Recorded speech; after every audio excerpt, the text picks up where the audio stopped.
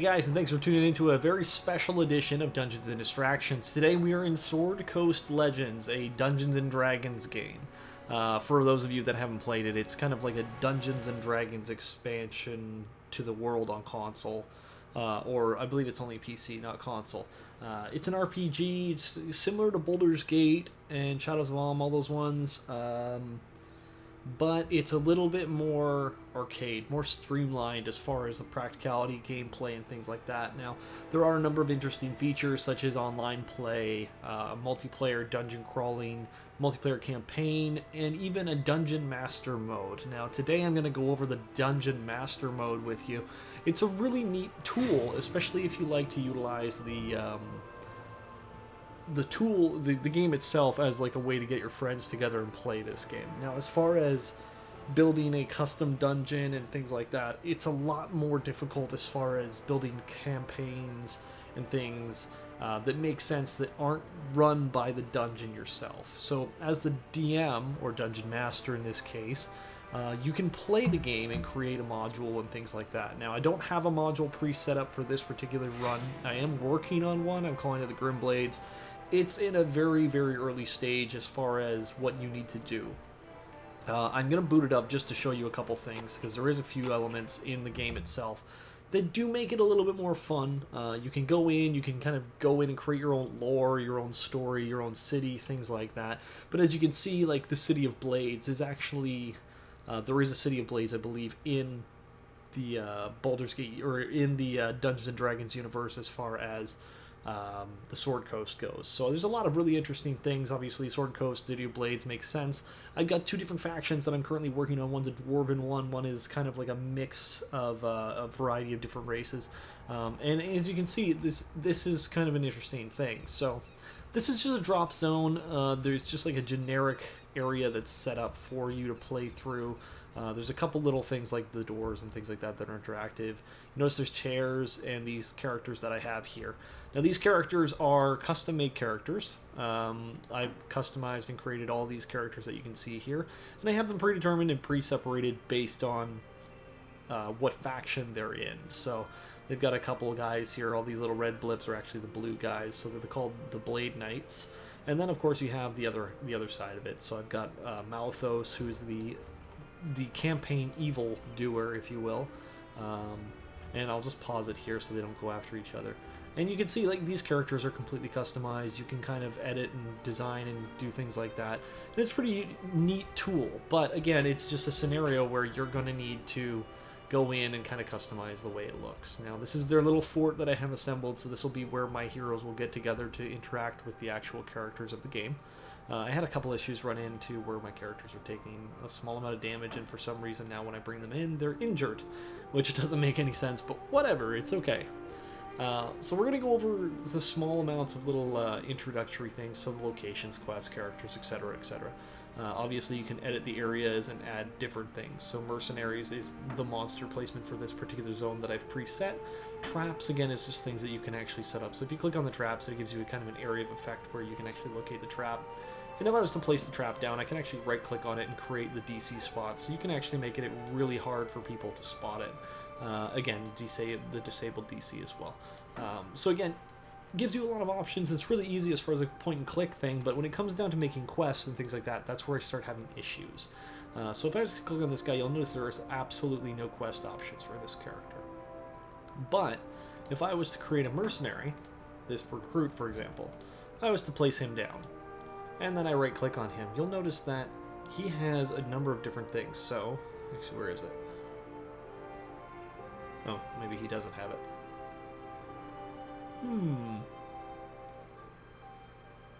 Never mind. Okay. Maybe I was just doing things wrong. Doesn't really matter.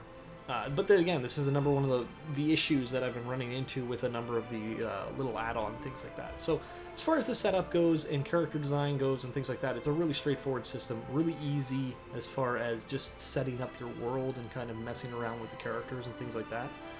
Character creation, for example, if we were to make a new character here, it's the same kind of character creation that you have for when you actually make a physical character. So for example, this guy here, we can change his gender. And this is the same as the character creation when you start the game. The classes, races, all that fun stuff as well. His appearance, and you can go as far as equipment, stats, abilities, and all the things like that. So based off of the character that you're using, you can actually have some pretty interesting design and elements like that are put into the characters. You can see you can use all these different weapons. So we can give him like a quarterstaff. There, he's got a quarterstaff now, and things like that. But we don't really need this guy, so I'm going to just get rid of him. So because of that allows you to create your own characters, which is neat. You can also create monsters and things like that as well, so that's good. Locations, as you can see, currently the map only has one location, and that is the City of Blades that I've set up. It's okay. The setup for this is pretty easy, but the problem is whenever you want to make a change to edit the location, you got to change and reset it every time. So that means you'll have to go back in, change around your character sets, your items, things like that, go in, kind of make edits and small things like that. So it's a little frustrating, but over time you kind of get used to how to do it, and it becomes a little bit easier. Quests, again, I'm still having a lot of issues with quests. You get 3 different basin types, and then you have a custom quest. The custom quests take a little bit of finagling to kind of get into a flow, but you can actually set them up so that they become almost like streamlined. So you can add a quest, for example, I want them to be able to collect a particular type of item in this zone. So, because of that, I just set the items up for them to collect. They collect them, and that's pretty well how this goes. Set your unlock on when they give it to you, you can unlock a location. So if I had another location to give them, I could do that. And again, when you complete it, it can actually unlock locations as well. Those quests can be assigned to these characters. Like I said, you can assign them to these characters. Again, it takes a little bit of finagling to make the quest make sense, but again, it could potentially be a tool that could be utilized. Now, the really cool thing for me personally is if I play this game with my friends, and my friends want to play their characters, that's something that they can do in this game. So I could run this particular location like a dungeon, but an active dungeon that becomes live. So for example, if my friends were these characters, and these characters were just hanging out, and I was like, all of a sudden, you have mercenaries that show up out of nowhere. And these mercenaries decide they want to destroy you, they want to kill you, because they were sent there to kill you for this reason. No real actual reason, I'm just kind of spitballing this here. But again, I can place these characters in, hit spacebar, and then all of a sudden, these characters are now battling each other. More interesting than that, say this character is getting really badly hurt, and it's a little bit unfair as far as their ability to stand up to the damage. I can actually promote this character, because he's now a character itself. And this goes the same for the enemies, to make this particular character a lot stronger, so they don't take as much damage, they're more resistant to damage and things like that. I won't demote them because there's no point in making that guy super strong. On the opposite side, again, with the heroes, I can do the same thing with the cleric, I can do the same thing with a mercenary, and things like that, where they become more strong and more difficult to defeat. So if my party, for example, is slaughtering everything they come across, I can make these enemies stronger so that they may not be able to do that. Me personally, I think this utility is only really useful in that kind of scenario where your friends are playing an active campaign. So I've set up an area where there's a keep that they have to get into, and to get into the keep they have to talk to this guard. Well, I want this guard to be not aggressive to them at first, so I can change him to a neutral party, and then, for example, I want him to be able to talk to the people. I think there's a way to do that. You can actually add the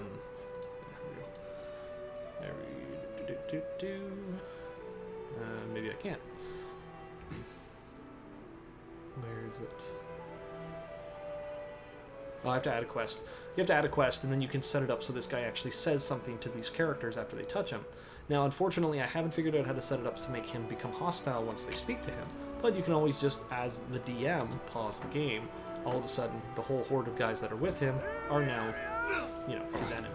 And then this happens. They throw down, they're going to slaughter this guy. That's what I'm talking about. There's always elements to the game that you can kind of do and create, and if you have a microphone and you have your friends all in a party, you can role-play this a little bit, and it creates a role-playing element. And that's what a lot of people, I think, that got into this wanted, as far as like an automated system. So, for example, I want my friends to be able to play this game. I want to set up a module so I can play as a DM with my friends, kind of thing. And the nice thing is you totally can. So I set this module up and I'm role-playing with my friends. Well, I want to role-play this NPC. I can now possess this guy. I can become this guy. So now I am this creature. He is now my guy. I am possessing him.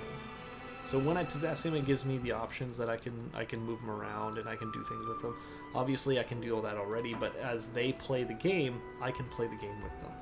Also, I can roleplay this character to promote them, or to give them incentives to move to a location, or to move them to a certain location. And when they get there, I may have to spawn the character in and play as him, but I can do that. And at the same time, I can still DM, I can still add traps, I can still add units, and things like that. So I think this is a really immense tool on what you can do. They just released a patch that released a whole crap load of extra stuff to it, and this is literally just the start. This is just the bare bones of what this game, or what this particular thing can do. You've got all these all these little items and all this little stuff that you can add into the game and add into there. So for example, I like spider chests, eggs, things like that. Complete themes that you can change the environments 100%, create your own custom campaign, and this tool is phenomenal for that. It just takes a little bit of time and a lot of work as far as creating a story that makes sense. And that's why you always want to plan out your stories. Just like your campaigns in Dungeons and Dragons, this is no different. And if you're the DM, you got to perform. And if you can perform with this tool, man, you're probably one of the best DMs out there.